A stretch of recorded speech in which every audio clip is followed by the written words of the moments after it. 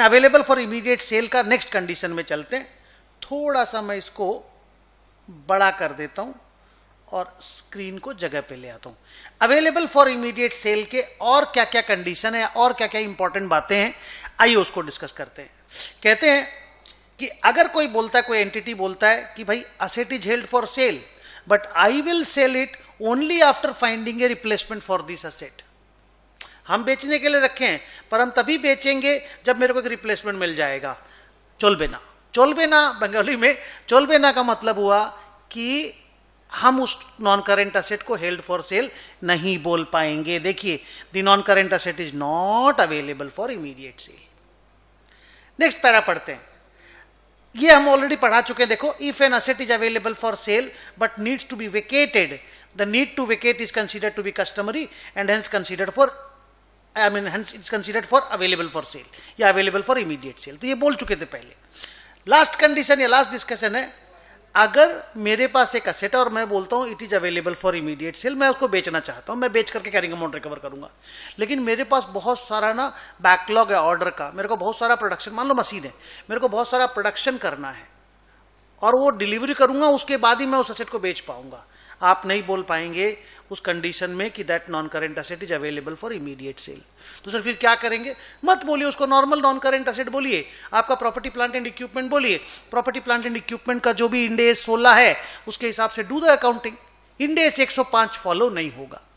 तो sir end S 105 में क्या कोई स्पेशल अकाउंटिंग प्रोसेस है? बहुत स्पेशल है, एकदम डिफरेंट है।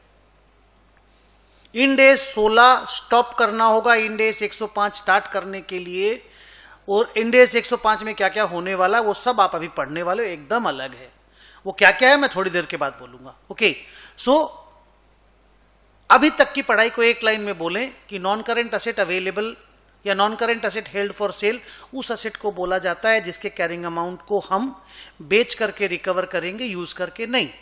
2, वो asset available for immediate sale होना चाहिए, इन इट्स प्रेजेंट कंडीशन बिकना चाहिए। 3, the sale must be highly probable. देखिए कितना इंटरेस्टिंग टॉपिक आता है। The sale must be highly probable. Highly probable means 90% और मोर, माने इतना ज्यादा प्रोबेबिलिटी ऑफ सेल होना चाहिए, असेट बिकने वाला टाइप का असेट होना चाहिए। कोई ऐसा एंटीक पेंटिंग नहीं होना चाहिए कि बिकेगा ही नहीं, कोई खरीदने वाला ही नहीं आएगा। तो the sale must be highly probable. Management easy है, the management must be committed to sale. Management ने बायर का सर्च चालू कर दिया है। Within 1 year of this classification sale complete हो जाएगा ऐसा मैनेजमेंट को लगता है, और हम जो बेचने का प्लान लेके रखे हैं उस प्लान से विड्रॉवल ऑलमोस्ट नॉट पॉसिबल या अनलाइकली है। तो अगर ये सारी चीजें फुलफिल होती हैं तो ही हम बोलेंगे the sale is highly probable. Easy बात अगर मैं बोलूं तो मोर देन 90% की प्रोबेबिलिटी है कि हम इस असेट को बेच देंगे विदिन 1 ईयर। अगर ऐसा है तो ही हम बोलेंगे the sale is highly probable. तो अब जरा बात को समझो। 1, हम उसके कैरिंग अमाउंट को बेच के रिकवर करेंगे। 2, वो asset available for immediate sale होना चाहिए, जैसा है उसी कंडीशन में बिक्री होने वाला असेट होना चाहिए। और 3, सेल हाईली प्रोबेबल होना चाहिए, मोर देन 90% प्रोबेबिलिटी होनी चाहिए कि हम उस असेट को 1 साल में बेच देंगे। अब आप समझो, इतनी सारी बातें जब कंप्लीट हो जाएंगी तभी आप किसी असेट को क्लासिफाई कर पाओगे कि okay this asset is held for cell, तभी इंड एस 105 यूज कर पाओगे। ओके, आई सेकेंड पैरा में चलते हैं। क्या है? Disposal group. डिसकंटिन्यूड ऑपरेशन का जब डिस्कशन होगा ना बेटा, तो डिस्पोजल ग्रुप उसके अंदर अपने आप आ जाएगा। तो सर डिस्पोजल ग्रुप का आइडिया क्या है?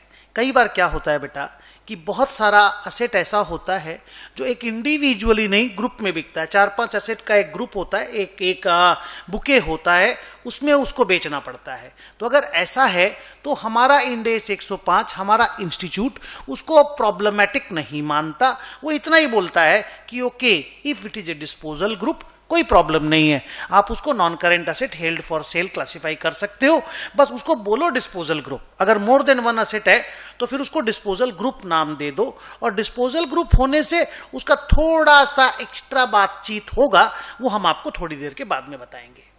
सो क्या हुआ डिस्पोजल ग्रुप? इंड एस 105 का बोलना है कि it is not necessary that there must be only one asset which is held for sale, there may be group of assets, even a cash generating unit can be held for sale.